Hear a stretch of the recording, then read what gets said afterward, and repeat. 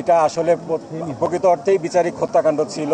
আপনারা জানেন যে সাম্প্রতিক সময়ে ইভেন যুক্তরাজ্যের সর্বোচ্চ আদালত থেকে রায় এসেছে যে এই ট্রাইব্যুনালে যে সমস্ত বিচারিক হত্যাকাণ্ডগুলো হয়েছে সেখানে কোনো নিয়মকানুন মানা হয় নাই, এখানে কোনো বিচারের কিচ্ছু হয় নাই।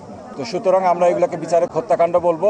এই হত্যাকাণ্ডগুলোর সাথে যারা জড়িত ছিল, সরকারের উচ্চপদস্থ কর্মকর্তা সহ, মন্ত্রী মিনিস্টার সহ, আপনার বিচারক, প্রসিকিউটর, সবার বিচার আমরা চাই এবং সুষ্ঠু তদন্ত সাপেক্ষে বিচার চাই।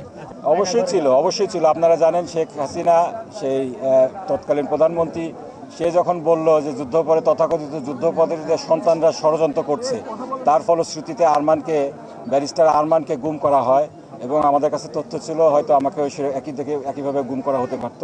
তো আমার আমির জামাতের নির্দেশে, ডক্টর শফিক সাহেবের নির্দেশে আমাকে তখন দেশ ছেড়ে চলে যেতে হয়েছিল এবং এই 8টি বছর আমাকে দেশে ফিরতে দেওয়া হয় নাই এবং এই সরকার পতনের পরে আলহামদুলিল্লাহ আমি দেশে ফিরতে পেরেছি।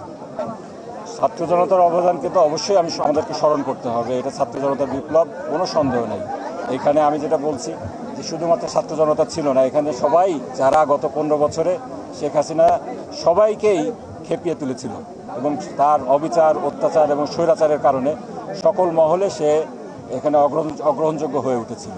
শুধুমাত্র একটি প্রতিবেশী রাষ্ট্র ছাড়া সবাই তার বিরুদ্ধে চলে গিয়েছিল, যার ফলশ্রুতিতে একটা আন্দোলন দানা বাঁধে এবং তার মূল উদ্যোগটা ছিল ছাত্র জনতা। আমরা তাদেরকে ধন্যবাদ জানাই এবং তারা ছাত্র জনতা সমগ্র দেশবাসীকে সাথে নিয়ে একটি সফল বিপ্লব পরিচালনা করেছে। আমরা মনে করি তারা জনগণের আশা আকাঙ্ক্ষার বাস্তবায়ন করেছে এবং ভবিষ্যতে এটা বাংলাদেশ দ্বিতীয় স্বাধীনতা যেটা বললেন, দ্বিতীয় স্বাধীনতা পেয়েছে বাংলাদেশ এবং এটা একটা ভবিষ্যৎ সুখী সমৃদ্ধ বাংলাদেশ গড়ার একটা প্রথম ভিত্তিপ্রস্তর বলে মনে করি আমরা। এটা দলের বিষয়, এটা আমাদের দল, আপনারা জানেন একটি গণতান্ত্রিক দল। এখানে আমি সংগঠনের সদস্য।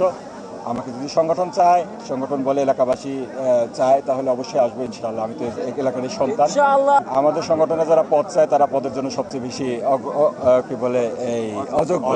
তা আমি কোনো পদ পদবি চাই না, আমি জনগণের পাশে থাকতে চাই। এখন যদি সংগঠন মনে করে ইনশাআল্লাহ ইলেকশন করব এবং জনগণের যদি এরকম আশা আকাঙ্ক্ষা থেকে থাকে আমি আশা করি যে সংগঠন এটা দেখবে ইনশাআল্লাহ। তবে আমি পদ পদবি চাই না, এটা সম্পূর্ণরূপেই জনগণের আশা আকাঙ্ক্ষার উপর নির্ভরশীল। সবাই বলতো যে এই তরুণ সমাজকে নিয়ে হতাশা প্রকাশ করতো, কিন্তু তারা দেখিয়ে দিয়েছে তাদেরকে নিয়ে আশা করা যায়।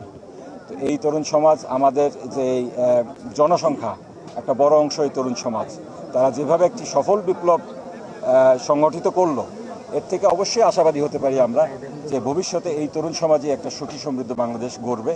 এবং আমাদের যে দলীয় এজেন্ডা সেটা হলো আমরা মনে করি যে ইসলামের মাধ্যমে একটি সুখী সমৃদ্ধ বাংলাদেশ গঠন সম্ভব।